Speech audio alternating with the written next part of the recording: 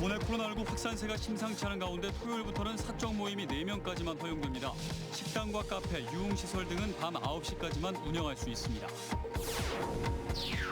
기사 회생한 국민의힘 윤갑근 전 고검장이 사실상 정치 행보를 제기했습니다. 민주당은 무공천 방안이 검토되면서 내년 청주 상당 국회의원 재선거판이 요동치고 있습니다. 충북도의회가 올해 의정 활동을 마무리했습니다. 충청북도와 도교육청의 갈등을 중재하며 존재감을 보여줬다는 평가입니다. 올해 충북 기업들의 주가는 2차 전지 분야에서 강세를 나타냈습니다. 그동안 충북 경제를 이끌어왔던 제약과 화장품 등 바이오는 기대에 미치지 못했습니다. 여러분 안녕하십니까. CJB 8시 뉴스 시작합니다. 충북의 신규 코로나19 확진자 수가 이틀 연속 역대 최대치를 기록했습니다. 오늘도 오후 4시까지 83명이 확진된 가운데 모레 토요일부터는 사적 모임이 현행 8명에서 4명까지만 허용되는 등 사회적 거리두기 체제로 전환됩니다. 이태영 기자입니다. 충북의 코로나19 신규 확진자 수가 연일 세 자릿수를 기록하고 있습니다. 음성의 한 육가공업체의 누적 확진자 수는 80명을 넘어섰고 충주에서도 세 곳의 초등학교에서 지난달 27일 이후 40명에 가까운 확진자가 지속해서 발생하고 있습니다. 청주와 제천에서는 어린이집과 관련한 확산세가 꺾이지 않고 있습니다.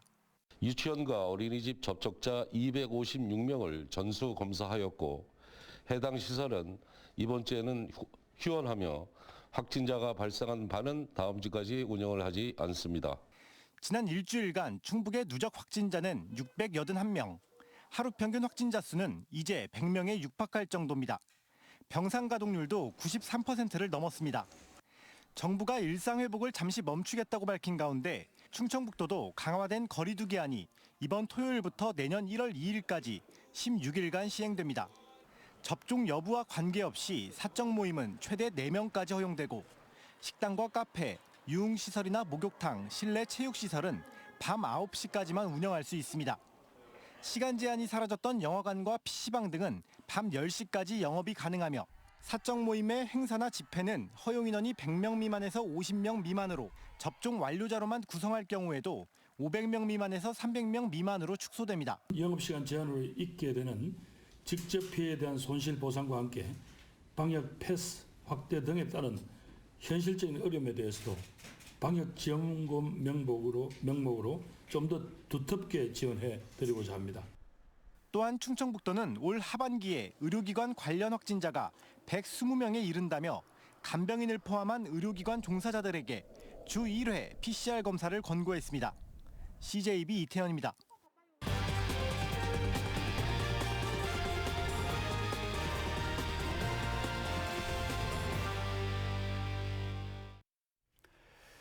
내년 3월 대선과 함께 치러지는 청주 상당 선거구 국회의원 재선거판이 요동치고 있습니다. 민주당은 이재명발 무공천 방안이 검토되고 있고 국민의힘은 라임 관련 2심 재판에서 기사 회생한 윤갑근 전 고검장이 몸을 풀고 있습니다. 조영광 기자입니다. 민주당은 이재명 후보의 발언 이후 정당혁신 추진위원회가 내년 3월 국회의원 재보궐선거에서 후보를 내지 않는 방안을 검토하고 있습니다. 전국 5곳 중 청주 상당구는 민주당의 귀책이 있는 선거구로 분류됩니다. 실제 실행 여부는 대선에 초점이 맞춰져 있습니다. 책임지는 모습의 무공천이 대선에 유리할지, 후보를 내서 대선 후보와 같이 뛰는 게 유리할지를 두고 당내와 중앙당, 지역 간에도 이견이 있습니다.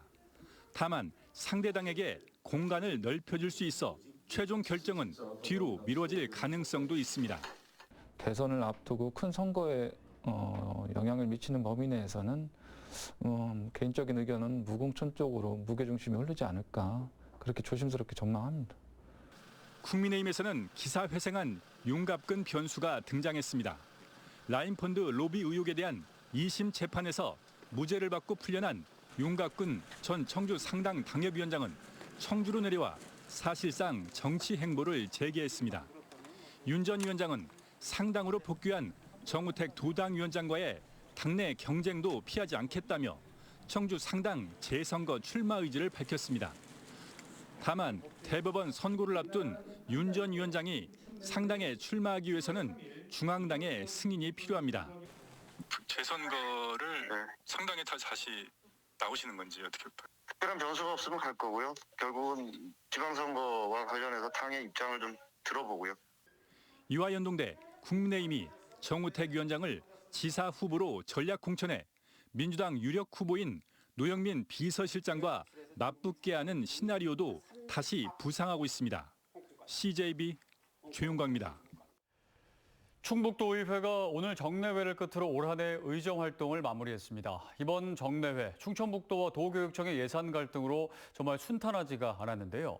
도의회가 조정자로서 중재 능력을 유감없이 발휘했다는 평가입니다.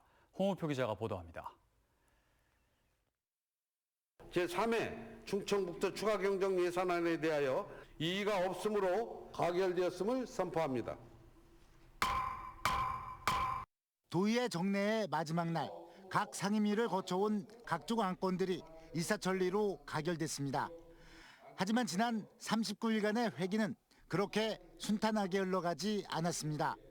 충청북도가 내년 무상급식 지원 예산을 대폭 줄여 편성하면서 논란을 빚었고, 도교육청은 영유아 재난지원금에 대한 지원 불가 입장을 고수하면서 한때 양기 간의 갈등 수위가 높아졌습니다.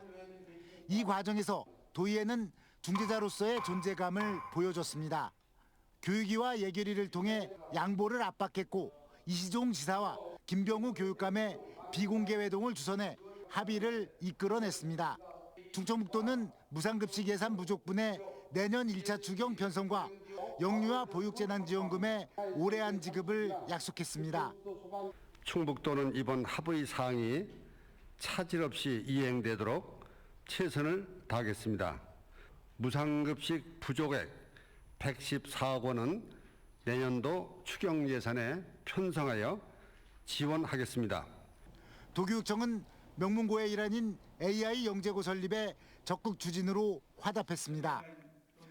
미래인재 육성을 위한 AI 영재고등학교 설립을 위해 최선을 다할 것입니다. 신의 성실의 원칙으로 마련된 이번 양기관의 합의 정신이 도민의 안녕과 아이들의 행복한 성장에 자양분이 될 도민의 대의기관으로서 지방의회의 역할론의 회의적인 시각을 불식시킨 것은 도의회가 거둔 최대 성과입니다.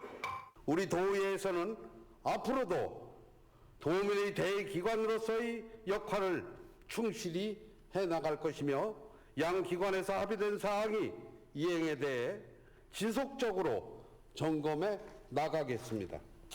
도의회는 학교급식비 국비 지원과 학급당 학생 수 20명 상한 법 제한을 위한 두 가지 건의안을 채택하고 폐회했습니다. CJB 홍우표입니다. 올해 주식시장의 호황과 혼조세 속에 충북 기업들의 주가도 희비가 엇갈렸습니다. 업종별로는 2차 전지가 올해 대세업종으로 자리 잡은 반면 반도체는 등락을 반복했고 제약업종은 주가가 크게 밀렸습니다. 장원석 기자입니다. 2차 전지 업종은 충북의 효자 노릇을 톡톡히 했습니다.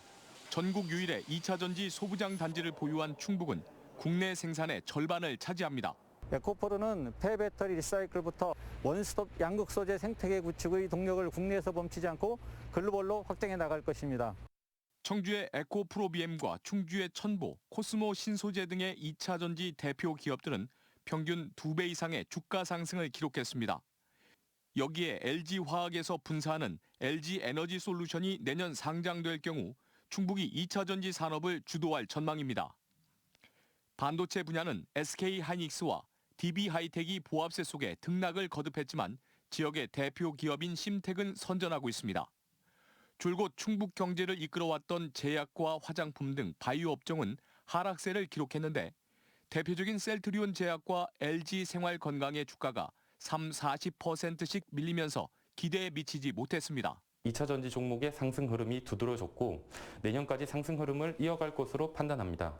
반면 주가 흐름이 부진했던 SK하이닉스 등의 반도체 분야는 가격 반등으로 인해 내년 한 해가 기대되는 종목입니다. 충북의 역점 사업이었지만 올해 지지부진했던 친환경, 신재생 업종의 주가는 내년 어떤 성적표를 받을지 관심이 모아지고 있습니다. CJB 장원석입니다. 코로나19로 혈액 수급난이 계속되는 가운데 제천의 한 30대 여성 소방관이 100번 넘게 헌혈을 실천하고 있어 귀감이 되고 있는데요. 고등학교 때 누군가를 돕기 위해 시작한 헌혈을 10년 넘게 실천해오고 있습니다. 박원 기자입니다.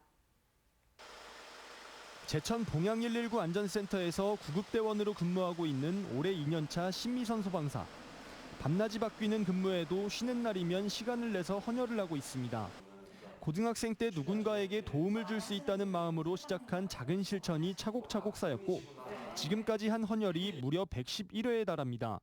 헌혈을 꾸준히 하고 싶었는데 아쉽게도 정선에는 헌혈의 집이 없어서 찾다 보니 강릉에 혈액원이 있는 걸 발견하게 되었습니다. 그래서 시외버스 이용해서 1시간 30분 정도. 대학 졸업 후 육군 간호장교로 3년간 근무하면서도 주기적으로 헌혈을 했고 지난해 말 100회를 달성해 대한적십자사 명예의 전당에 이름을 올렸습니다. 최근에는 소아암 어린이를 위해 헌혈증 100매와 100만 원을 한국소아암재단에 전달했고 2년 동안 길러왔던 모발도 기부했습니다. 현장 활동을 하다 보면 생사의 기로에 놓인 분들을 마주할 일이 많습니다. 이때 혈액 제공자가 없으면 생명이 위독한 경우까지 갈 수 있는 환자들도 많고 하다 보니까 이제 제가 조금이나마 보탬이 되고 싶어서. 이렇게 헌혈을 꾸준히 실천하는 경우도 많지만 충북 전체의 헌혈 분위기는 코로나19 이후 위축된 상황입니다. 코로나 이전인 2019년에는 헌혈 건수가 9만 4천여 건이지만 지난해에는 8만 5천여 건, 올해는 현재까지 8만여 건에 불과합니다. 최근 한 달 동안 충북 혈액원의 혈액 평균 보유량은 관심 단계인 4.21분으로 연말연시 헌혈 동참이 더욱 절실해지고 있습니다. CJB 박원입니다.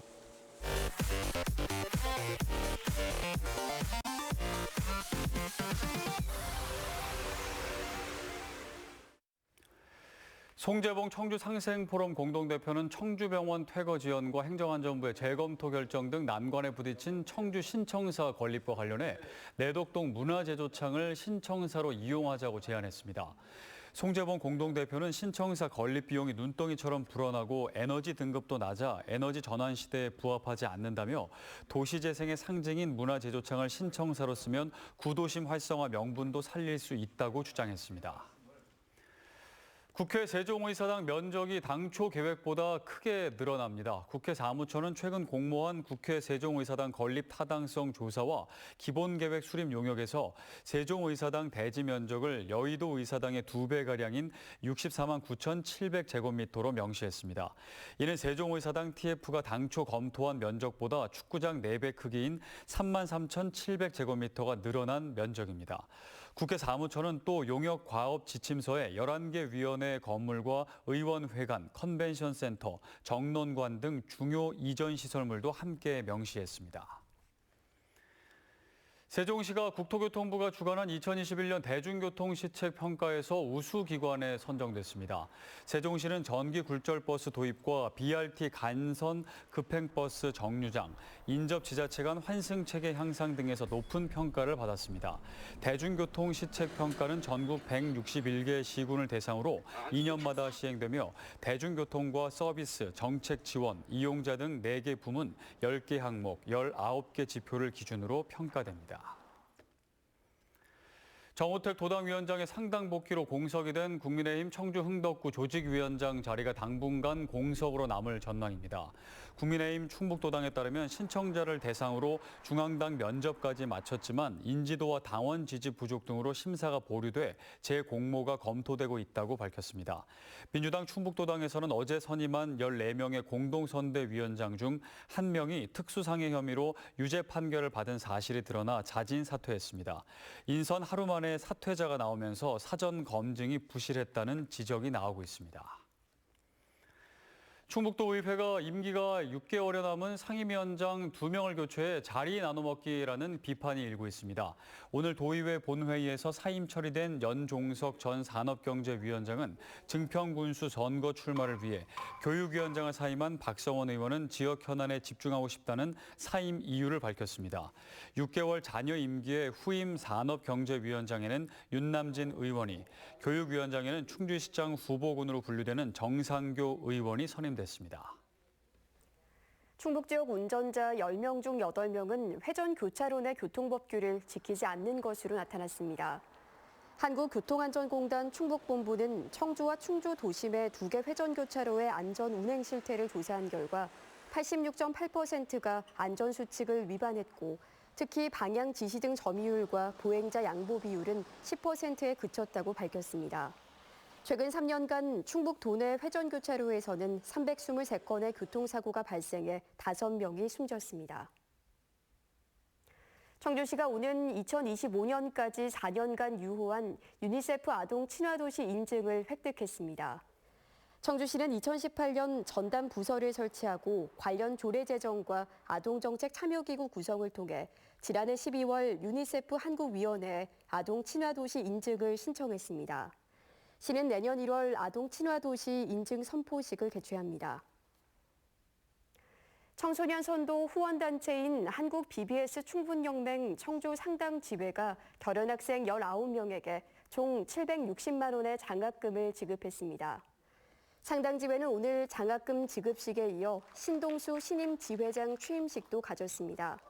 신동수 지회장은 우리 주변에 보살핌이 꼭 필요한 청소년들에게 든든한 버팀목이 되도록 최선을 다하자고 말했습니다.